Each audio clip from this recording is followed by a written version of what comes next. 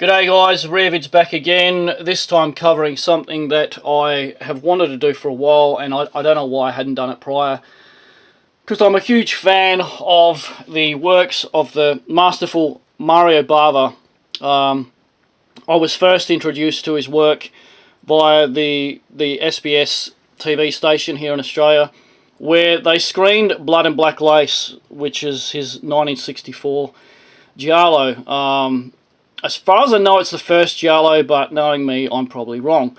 I had seen, other giallos prior to this, Stage Fright, Deep Red, Tenebrae, that sort of thing.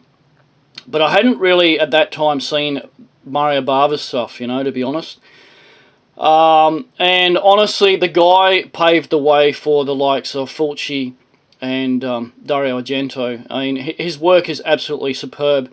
Although, Blood and Black Lace isn't, massively violent and whatever.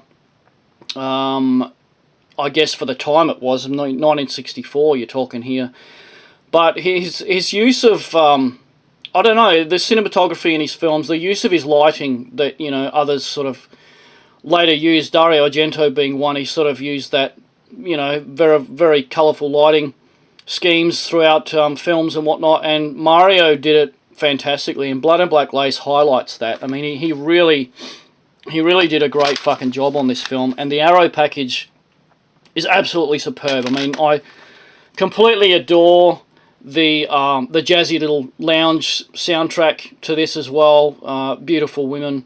The story I loved as well. Twists and turns all the way through it. It's just fantastic. I mean, I've always adored Blood and Black Lace. It's brilliant. Then, we delve on to Black Sunday, 1960. This is absolutely fantastic. Black and white with Barbara Steele.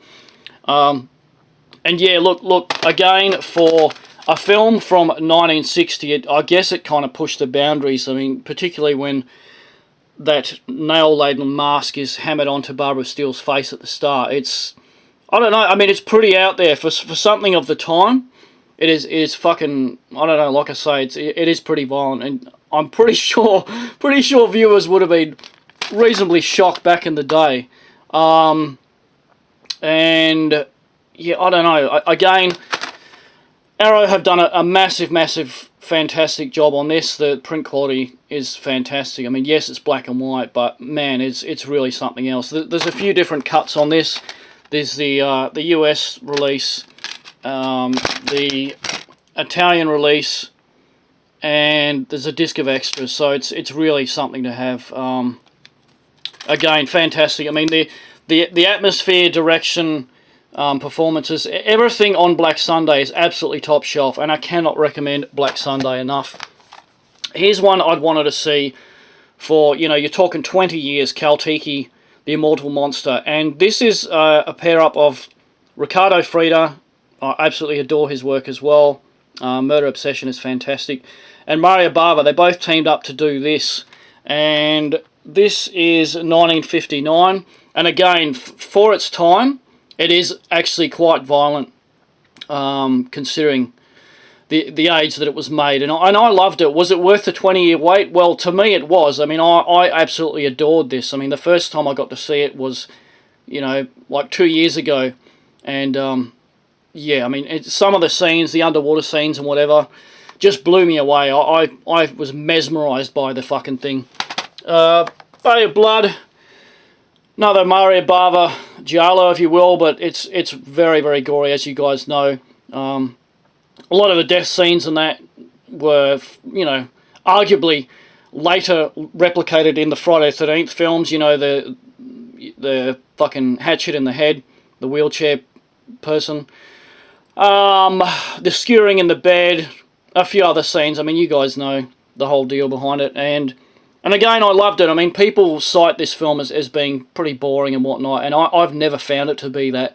And again, his use of lighting and whatever, pretty much like Blood and Black Lace, is just fantastic. To me, it's first rate. I mean, I always rave about Bava's work because it is so precisely done, as is Black Sabbath, which is an anthology film with 3 stories, and they're all very, very well done. I mean, I can't even remember the story's offhand. It's been some time since I've seen it, but that was fantastic. It blew me away. Boris Karloff is in this, and as usual, Boris does a fantastic job. Yeah, I can't recommend Black Sabbath enough. It is fucking brilliant. Right, Beyond the Door 2, which is also known as Shock.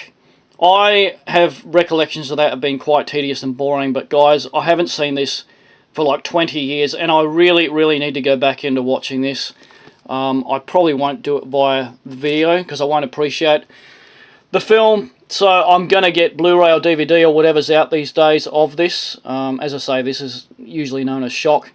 Yeah, it was more of a psychological film, so I guess back 20 years ago I didn't appreciate it, because back then all I wanted was gore and violence and whatever, but, you know, I'll reassess the film, and more than likely I will love it. Planet of the Vampires, another that I love. Again, heavy use of his coloured lighting and whatever that he's renowned for. And a lot of this has been said that, you know, Alien and Aliens, you know, sort of ripped off a lot of his ideas and set pieces. And I guess you can sort of see it. It's a bit of a long tangent to you know, stick together, but I guess I can see where people are coming from. But again, that is fantastic. I really, really need to upgrade this to the Blu-ray, which I have not done yet, because I really need to catch up with that film again. Barbers Danger, Diabolic, which I guess it comes across as like a James Bondy type film, but more sort of sinister. Marissa Mel is in this, absolutely fantastic, beautiful lady, as you guys know. And John Philip Law, you know, the guy overreacts. He really, really overreacts, but to me it adds to the fun. I must admit, the first time I watched this, I didn't think that much of it, but these days it's really grown on me, and I find it very, very amusing.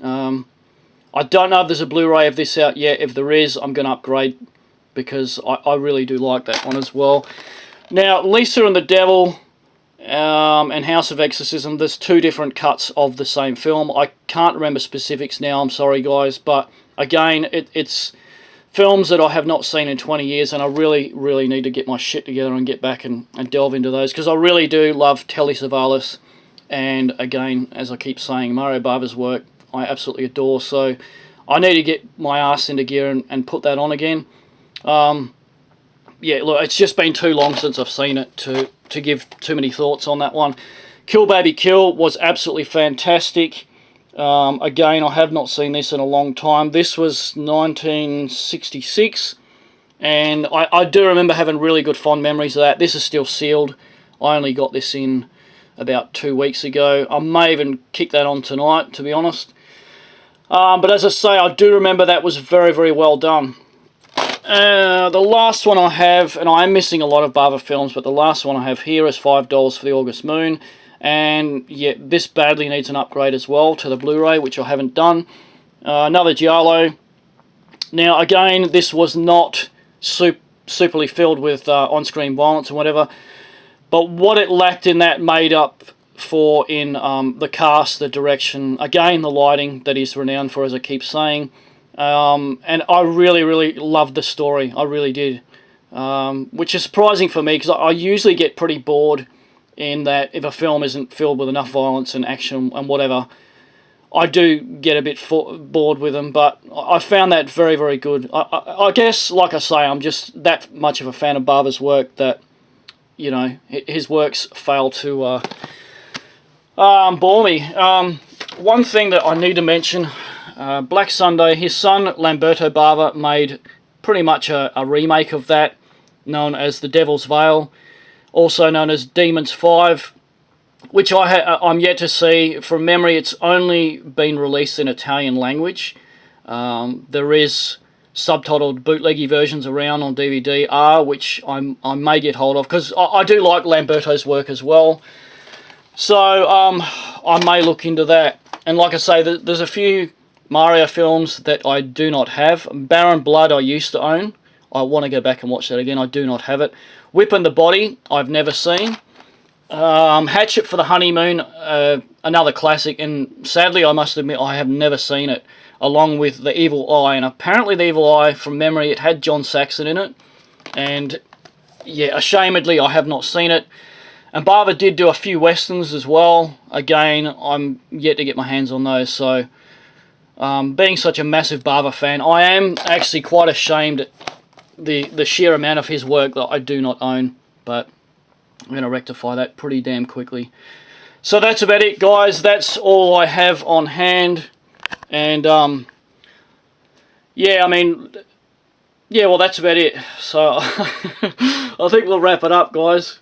This time, as you can see, I no longer swill beer anymore. Those days are gone. I've changed quite a lot around myself. Of myself, I should say. So, I think we'll wrap it up, guys. I don't know what I'll come up with next time.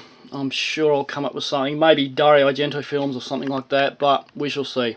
Anyway, thanks for watching, everyone. I'll see you lot on the next one.